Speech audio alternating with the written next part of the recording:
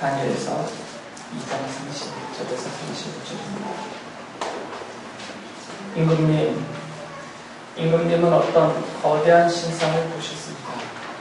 그 신상이 임금님 앞에 서 있는데 그것은 크고 그 빛이 아주 찬란하며 그 모습이 무시무시하였습니다. 그 신상의 머리는 순금이고 가슴과 팔은 은이고 배와 넓적다리는 노쇠이고 그 무릎 아래는 쇠이고 발은 일부는 쇠이고 일부는 진흙이었습니다. 또 임금님이 보고 계시는 동안에 아무도 돌을 떠내지 않았는데 돌 하나가 난데없이 날아들어와서 쇠와 진흙으로 된 그 신상의 발을 쳐서 부서뜨렸습니다. 그때 쇠와 진흙과 노쇠와 은과 금이 다 부서졌으며 여름 타작 마당의 겨와 같이 바람에 날려가서 흔적도 찾아볼 수 없게 되었습니다. 그러나 그 신상을 친 돌은 큰 산이 되어 온 땅에 가득 찼습니다. 읽어드린 내용이 느부갓네살 왕의 꿈의 내용입니다. 지난주에 말씀드렸듯이 하나님께서 느부갓네살에게 이 꿈을 꾸게 하셨습니다.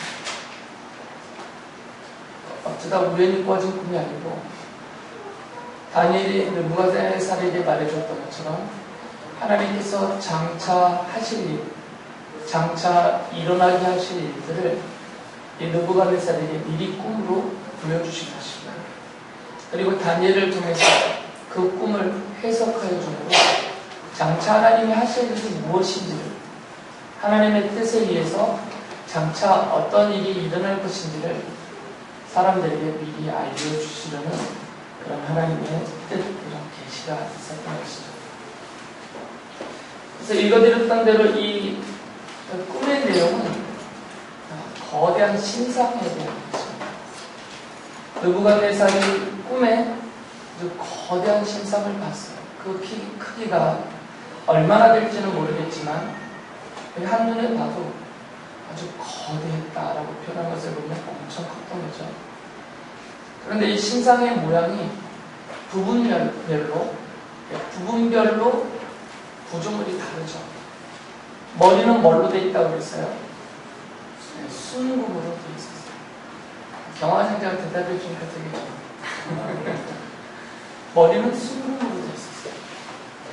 그 다음에 이 가슴 그리고 팔, 그러니까 상체죠. 이 상체는 뭘로 되어 있었어요? 은으로 되어 있죠. 머리 부분은 금, 이 상체, 이 가슴과 팔 이 부분은 은으로 되어 있고, 그 다음에 배와 넓적다리, 그러니까 무릎 위에까지입니다. 무릎 위에까지 넓적다리는 뭐로 되어 있죠? 노쇠로 되어 있어요.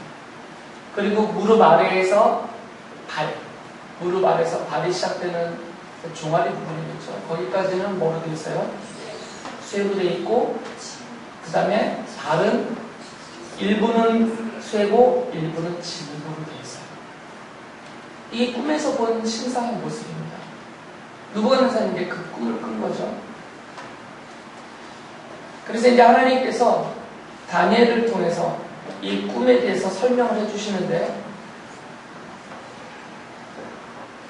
이 신상의 각 부분별의 모습들은 나라들이다라고 말씀해 주셨어요.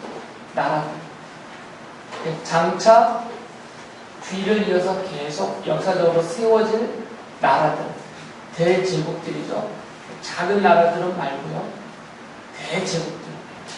그 당시에 이스라엘 사람들이 살고 있는 팔레스타인 땅을 중심으로 해서 그 일대를 이렇게 포함하는 그것을 세계 중심으로 보고 있어요. 지금 성경이 말하는 세계의 중심은 이스라엘 사람들이 사는 팔레스타인이 중심이고, 요 땅을 중심으로 해서 북쪽으로는 터키까지, 남쪽으로는 이집트, 동쪽으로는 지금의 이란, 이라크 그 지역까지.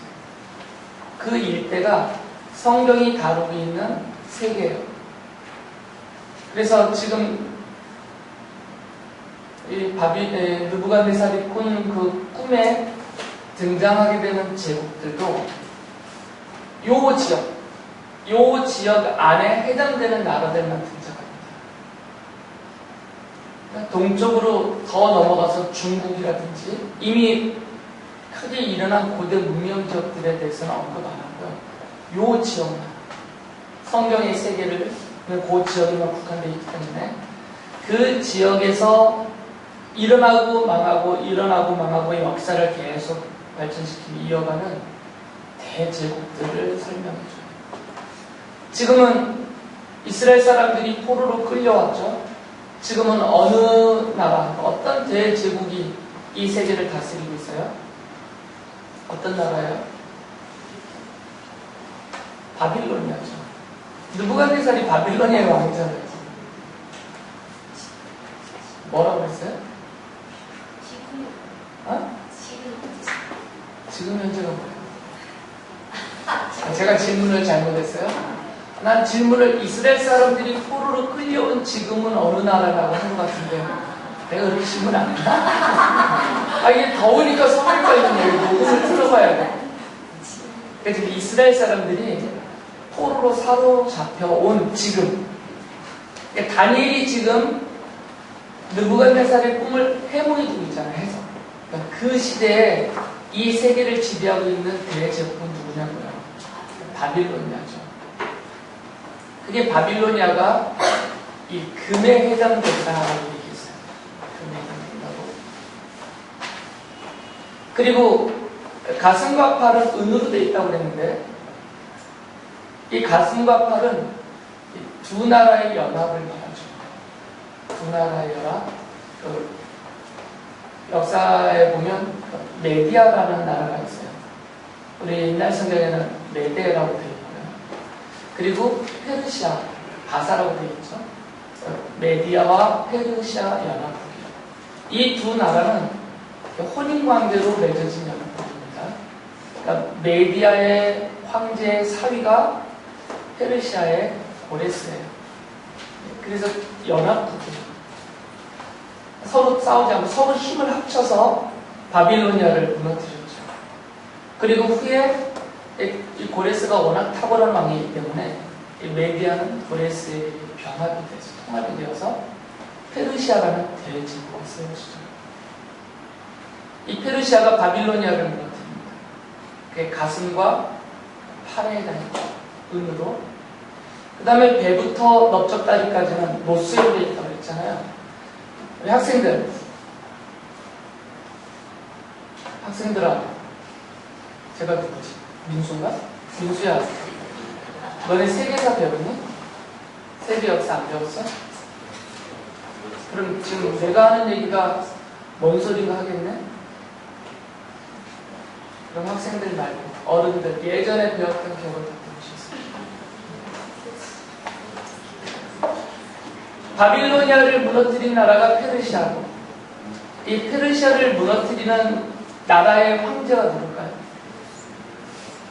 영화에도 많이 나오는데 알렉산더. 알렉산더가 세운 헬라 제국. 알렉산더가 페르시아를 정복하죠. 그리고 페르시아를 정복하고 인도의 지도상으로 보면 서쪽이죠. 인도에까지 갔다가 이제 돌아오는 길에 죽죠. 그 젊은 나이에 33세에. 그리고 알렉산더가 죽은 다음에 그 밑에 있었던 4명의 장군들이 이 큰 헬라 제국에 그리스로부터 시작해서 이집트 그리고 인도 서편까지 그 엄청난 대제국을 내등분을 합니다. 그래서 각각 제국을 세우죠. 이것까지 다 포함이 됩니다. 이들은 다 알렉산더의 후예들이기 때문에 여기까지가 다 포함이 됩니다. 그리고 이제 이 나라들을 마지막으로 무너뜨린 나라는 어떤 나라예요? 그게 로마죠. 그래서 로마가 이제 무릎 아래, 발까지 다 해당이 됩니다. 왜 이 마지막 넷째 나라를 로마라고 말하냐면 어떤 분들은 실제로 로마가 정복한 영토가 성경의 세계에서 말하는 영토를 보면 반의 반도 정복을 못했죠. 왜 그러냐면 이집트의 북부와 그리고 터키의 남중부 그리고 오른쪽으로 해봤자 바빌로니아의 본거지까지도 못 갔어요. 팔레스타인 조금 동편 오른쪽까지. 성경 세계로 보면 전체 영역에서는 4분의 1 정도밖에 안 되고 있는데 그거밖에 정복을 못했기 때문에 이 나라는 네 번째 나라가 아니다 이렇게 주장하는 분들이 있어요. 그러면서 대신에 이 네 번째 나라를 어떤 나라라고 말하냐면 이슬람 제국, 살라센 제국이라고 하죠. 이슬람 제국이다라고 이렇게 주장하시는 분들이 있어요. 이 이슬람 제국은 지금의 스페인 땅까지 점령했잖아요. 북아프리카를 다 점령하고 페르시아 영토를 다 점령하고 터키 그리고 넘어가서 그리스까지 엄청난 넓은 영토를 점령했기 때문에 이슬람 제국이다 이렇게 말씀하시는 분들도 있는데 제가 볼 때 그것은 아니에요. 왜 그러냐면 이 느부갓네살의 꿈에 이 4개의 왕국 마지막 편에 마지막 장면이 하나 더 있잖아요. 이것으로 끝이 아니었잖아요. 그 마지막 장면은 뭐였어요? 뭐 하나 등장하죠? 돌. 돌의 크기는 알 수 없지만 돌 하나가 나타나요. 이것을 이렇게 떼어뜨게 하는 사람은 없다라는 얘기예요. 스스로 날아오는 거예요. 스스로. 누가 던진 돌이 아니라 스스로 돌 하나가 날아와서 이 신상의 하체 부분을 부셨죠. 이 하체가 부서지면서 하체는 지금 로마 제국이잖아요. 하체를 부서뜨리면서 이 신상 전체가 다 부서져 버렸어요. 그래서 아주 가루가 되어서 바람에 나는 겨와같이 흔적 없이 다 사라져버리고 이 돌은 큰 산이 되어서 온 천지에 가득 찼다라고 말해요. 마지막 장면이 있어요. 꿈에. 그러면서 다니엘서 2장 44절을 보면 그 날아온 돌, 이 돌을 뭐라고 불렀냐면 하나님의 나라다라고 불렀어요. 하나님의 나라. 그것을 지금 다니엘이 꿈으로 다 해석을 해준 것입니다. 2장 44절을 여러분 이렇게 펴놓고 보세요. 거기 보시면 제가 읽어드릴게요. 이 왕들의 시대에 하늘의 하나님이 한 나라를 세우실 터인데 그 나라는 영원히 망하지 않을 것이며 다른 백성에게 넘어가지 않을 것입니다.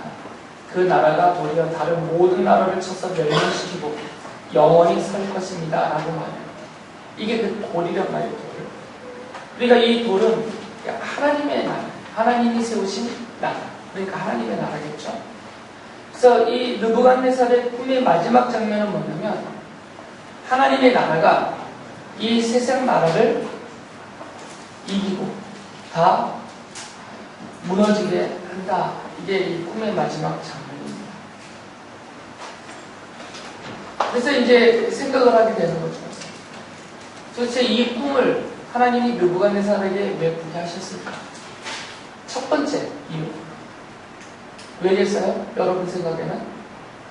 지금 이 이야기를 하나님이 다니엘에게 이렇게 봉인하라고 하셨지만 이미 그 당시의 사람들에게 설명되어진 내용이에요. 왜냐하면 느부갓네살이 꿈을 공개적으로 말을 했고 다니엘이 느부갓네살 앞에서 공개적으로 이 꿈에 대한 해석을 해줬기 때문에 그 내용은 이미 바빌로니아의 포로로 끌려온 이스라엘 사람들에게 다 알려진 내용이에요.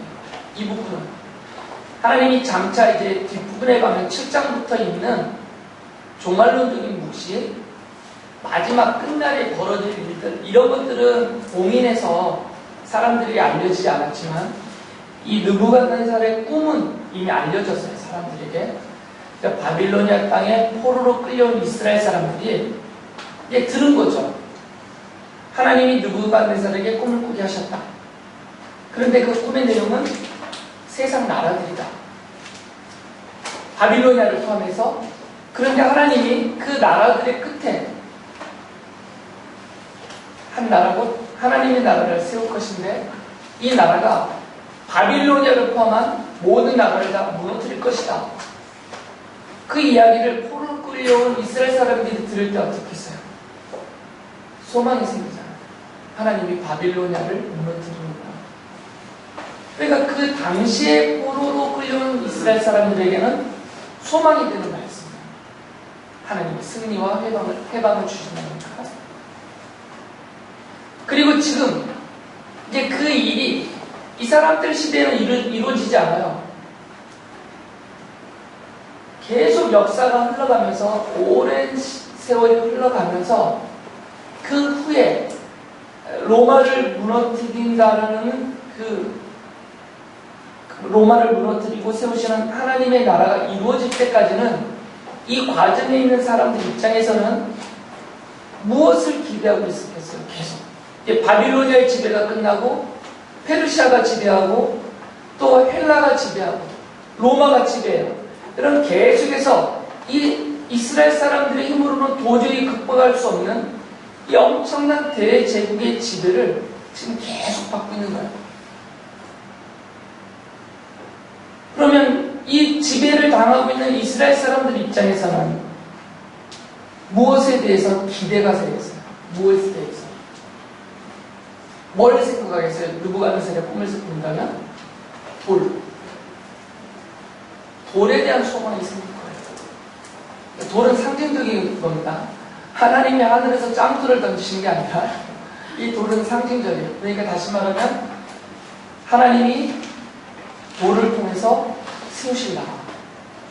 그 나라는 도대체 언제 올 것인가? 언제 하나님이 그 나라를 이 땅에 세우실 것인가에 대한 소망이 생길 거 아니에요. 기대와 소망이. 그것을 계속 바라보는 거죠. 그래서 포로로 잡혀온 사람들에게는 당장은 자기들을 지배하고 있는 바빌로니아가 망할 것이다에 대한, 그래서 그들이 해방을 얻을 것이다. 예레미야 예언자를 통해서 약속해 주셨던 대로 70년 후에 다시 포로지에서 해방되어 돌아오겠다 하시는 그 약속이 누군가에 의해서 이 바빌로니아를 무너뜨리는 둘째 나라, 은으로 구성이 되어 있는 그 둘째 나라가 일어나면 바빌로니아가 무너지고 우리가 포로 생활 해방된다, 이런 기대를 갖고 있잖아요. 그 나라가 페르시아였던 것이고, 그 페르시아의 고레스를 통해서 해방을 시키겠다라는 그 이름, 고레스라는 이름 자체는 이미 포로로 끌려오기도 전에 이사야 예언자를 통해서 이미 알려주셨어요. 고레스라는 이름을. 그리고 예레미야를 통해서 70년을 해방될 것을 약속해 주셨고, 그래서 고레스가 페르시아 대제국의 힘으로 바빌로니아를 무너뜨렸을 때 하나님의 말씀을 따라서 이들을 해방시켜 주었거든요. 그래서 이제 그 돌이 무엇이냐에 대한 생각들을 갖게 돼요. 그 돌이 무엇이냐. 그렇게 자꾸 생각하다 보니까 이 돌에 대해서 이스라엘 사람들은 계속 기대하며 생각하다 보니까 이 돌을 인격화하기 시작했어요. 실제로 다니엘서나 그 밖에 성경을 찾아보면 이 돌을 한 인격체로서 누구다 이렇게 말해준 적은 없습니다. 이 신상을 무너뜨린 그 돌에 대한 직접적인 설명은 성경이 안 나와요. 여기서 끝나요. 다니엘서밖에 안 나와요. 이 돌에 대해서는. 그런데 사람들이 계속 기다리다 보니까 이 돌을 인격화했단 말이죠. 왜 그러냐면 바빌로니아를 무너뜨린 페르시아의 왕이 누구예요? 고레스잖아요. 그 대제국 페르시아를 무너뜨린 헬라 제국의 왕이 누구예요? 알렉산더잖아요. 그러니까 이 대제국은 왕이 상징하고 있다고요. 이 왕이 세워질 때 나라가 세워지기 때문에, 그래서 이 하나님의 나라와 이 돌을 동일시하면서 이 돌을 왕으로 생각했습니다. 왕. 하나님 나라를 세울 왕으로. 그러니까 점점 인격화가 되는 거죠. 이 돌에 대해서. 이 세상 나라를 무너뜨리고 하나님의 백성인 우리를 자유하게 하고 영광과 권세를 누리게 할 그 나라의 왕이 오실 것인데, 그 왕은 누구신가? 이 돌, 곧 돌을 왕으로 삼고 인격화해서 거기에 집중을 했던 거죠. 다른 예언서들은 바로 그 왕에 대해서 아주 구체적이고 직접적인 계시들을 해주었어요. 그는 누구의 후손으로 온다고 되어 있어요? 다윗의 후손. 왜냐하면 다윗이 왕이기 때문에 왕의 후손으로 오신다라고 얘기를 하고, 그분이 태어날 장소, 그분이 다스리는 나라의 성격, 그 나라는 어떤 나라라고 했죠? 가장 두드러진 성격은, 그래서 이분을 무슨 왕 이렇게 부른다고 했는데, 네, 평화의 왕. 그러니까 하나님의 나라는 평화의 나라예요. 그런 것들을 예언서들이 아주 구체적이고 직접적으로 많이 예언해놔요. 그래서 이제 시간이 점점 흐르면서 사람들이 구체화하면서 집중을 하게 됐죠. 그리고 그분을 메시아라고 불렀어요. 그래서 이제 이 돌이 인격화되어서 메시아가 된 거죠. 그래서 메시아를 기다리고 있어요. 메시아가 오면 하나님 나라가 세워진다. 마치 돌이 날아와서 세상 나라를 다 무너뜨리고 하나님 나라를 세운 것처럼 바로 그 돌, 곧 왕, 그 메시아가 오시면 하나님 나라가 이 땅에 세워질 것이다. 이런 기대와 소망을 다 갖게 되었어요. 하나님을 믿는 신실한 하나님의 백성들은 그런 기대를 가졌던 거죠. 그래서 신약성경을 보면 이 다니엘서에서 말하고 있는 신상을 무너뜨리는 돌이다 이렇게는 말하지 않지만 간접적인 표현들이 나타나요. 이 돌에 대해서. 성경에 보면 이 하나님의 나라를 비유적으로 말하는 표현들이 여러 개가 있습니다. 하나님의 나라는 하나님의 백성들의 나라잖아요. 그래서 이 하나님의 나라를 뭐라고 불렀냐면 하나님의 집이다라고 불렀어요. 하나님의 집.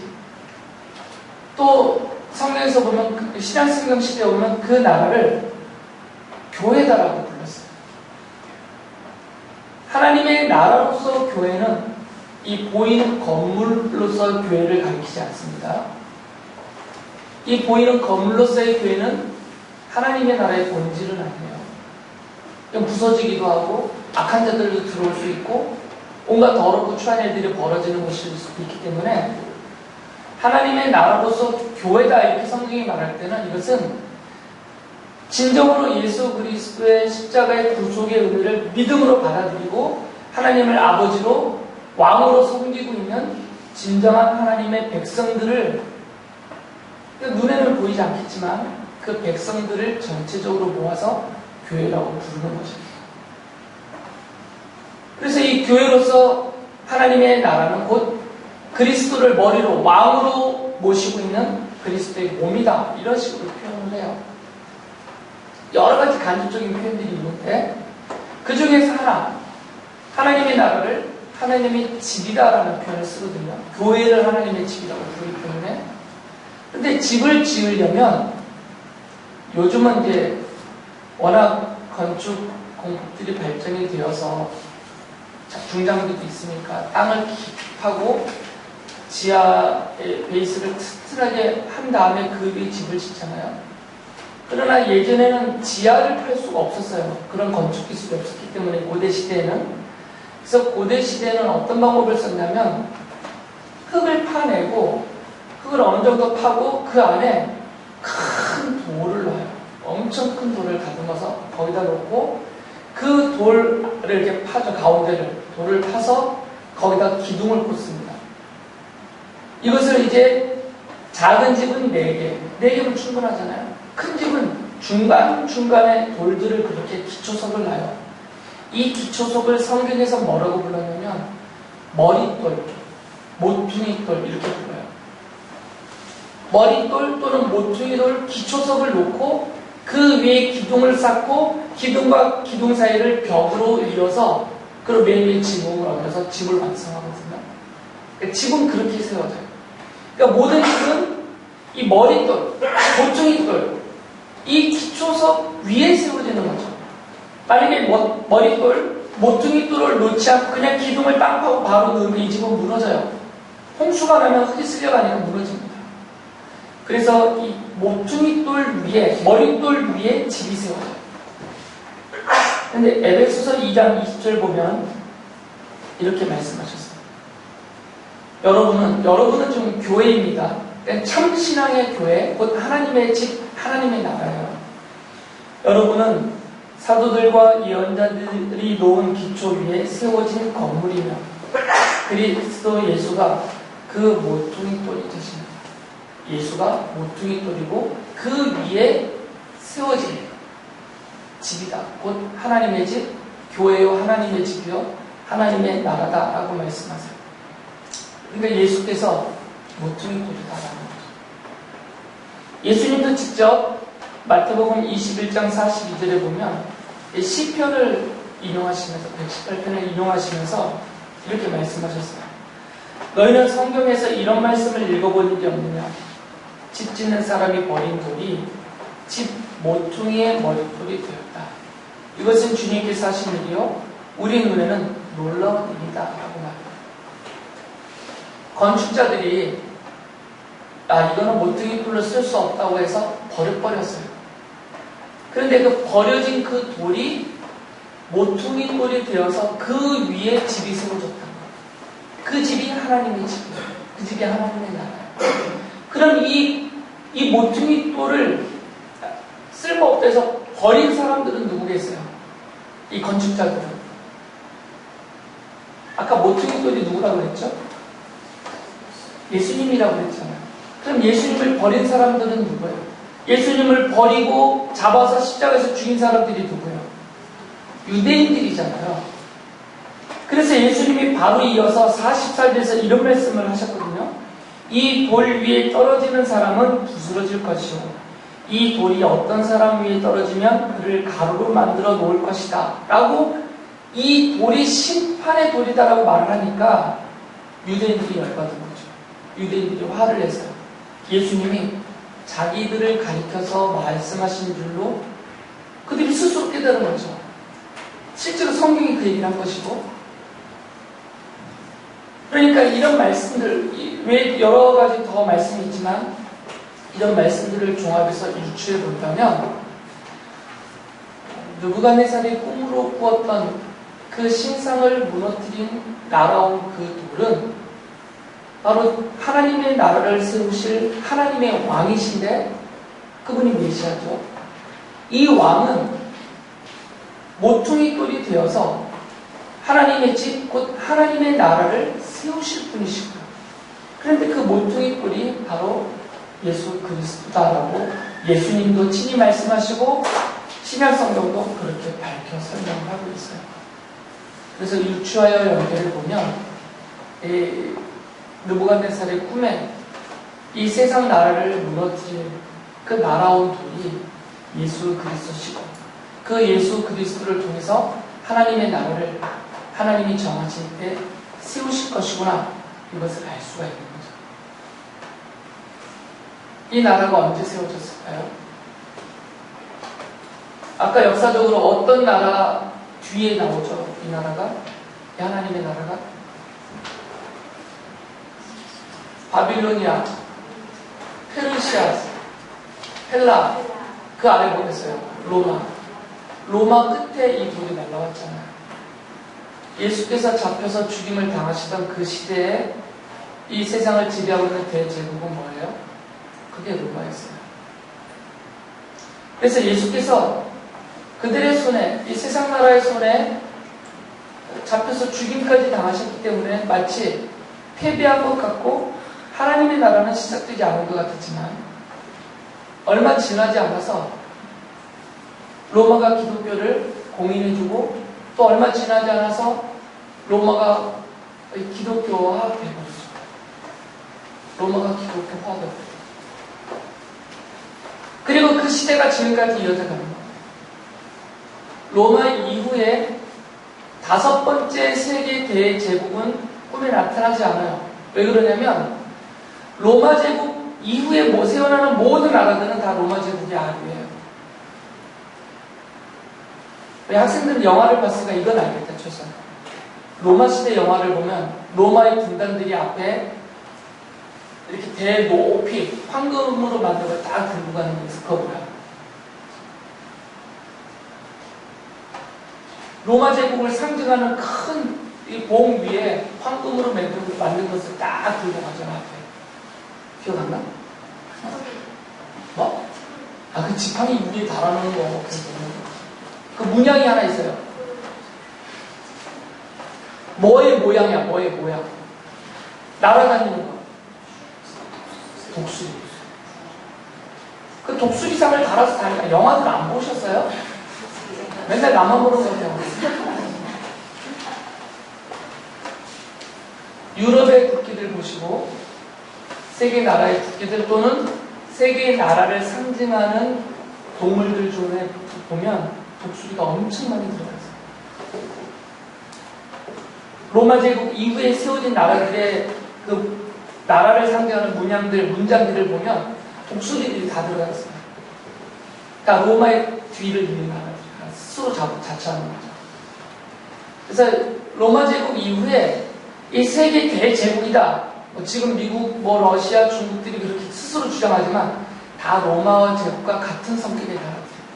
그래서 제5제국은 안 나타나는 거예요. 꿈에. 제4제국. 그 로마 제국이 그 이후에 일어나는 모든 세계 나라의 상징성을 띠고 있기 때문에 그래서 지금 예수께서 세우신 이 나라, 곧 교회, 곧 하나님의 나라가 이 세계를 지금 굴복시키고 있다라는 것이에요. 물론 완전한 형태로는 이루어지지 않습니다. 완전한 형태는 언제 이루어지겠어요? 그 나라가 주님이 재림하셔서 마지막 날 이 세상 나라의 모든 것들을 심판하고 멸하시고 온전한 하나님의 나라를 세우실 때 최종적인 형태로 이루어질 것이에요. 그러나 지금 현재는 이미 그 나라가 이 세상 나라를 이겼어요. 이 세상 나라는 그 배후의 주동자가 있는데 그 배후의 주동자, 곧 이 세상 나라의 세 가지 특징이 있어요. 세상 나라의 하나님의 나라와 대비해서 세상 나라의 세 가지 특징이 있는데 가장 큰 것은 폭력적이고요. 그리고 물질로 구성된 나라예요. 물질로.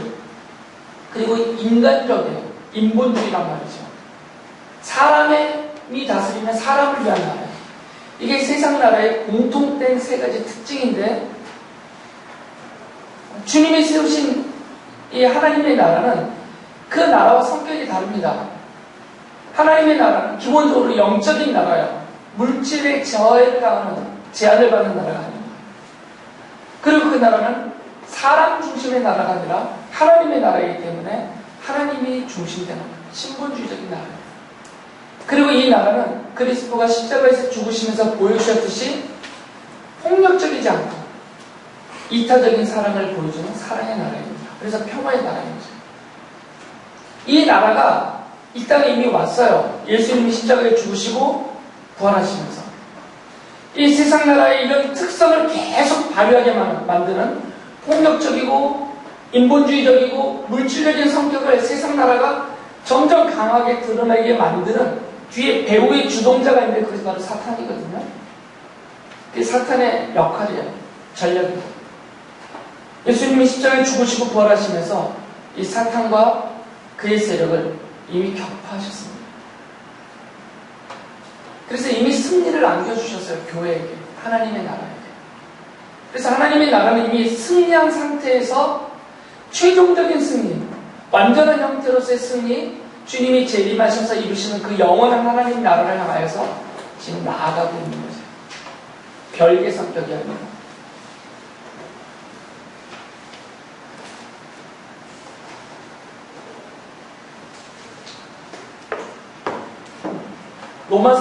고린도전서 15장 57절을 보면 이 사실을 다 가리키고 말하던 바울 사도가 이렇게 승리의 찬양을 합니다.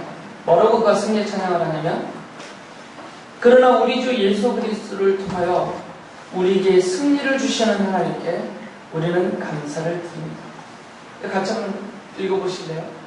승리의 찬양이니까 이것은 감사와 승리의 찬양이니까 큰 소리로 시작. 그러나 우리 주 예수 그리스도를 통하여 우리에게 승리를 주시는 하나님께 우리는 감사를 드립니다. 이미 승리하였다는 얘기예요. 하나님 나라가 와서. 그러니까 사탄의 이 세상 나라의 공격 수단은 뭐냐면 첫째는 죄거든요. 성도들을 죄로 공격해요. 죄를 짓게 만들어요. 유혹을 하고 미혹을 시켜서 죄를 짓게 만듭니다. 그러면 죄를 범하면 보통 사람들은 그 죄 때문에 죄에 대한 책임을 또 죄의식 이런 것들 때문에 괴롭고 낙심하게 되죠. 그러나 승리한 성도들은 죄를 짓는다고 해도 낙심할 필요가 없죠. 그럼 패배감과 그런 좌절 이런 것에 빠질 이유가 없어요. 왜 그러냐면 죄라는 것은 용서받으면 끝이에요. 여러분들이 죄를 지으면 그 죄를 용서받지 못한다면 그 죄 때문에 우리가 패배를 하죠. 심판과 형벌을 받고 죽음까지 당해야 되니까.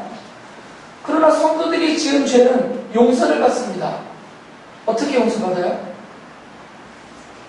이미 예수님이 십자가에서 우리가 지은 죄에 대해서 이미 벌을 받으셨거든요. 대신해서. 그걸 대속이라고 그러잖아요. 그럼 우리가 짓는 죄는 용서받습니다.